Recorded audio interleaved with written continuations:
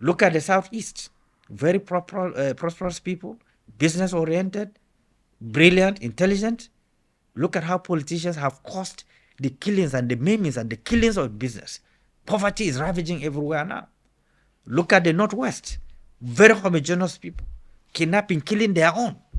Who are you blaming for that? So if it is on ethnic basis, these people that are homogeneous, one tribe, why are they killing and maiming themselves? Something is fundamentally wrong. Something is disconnecting.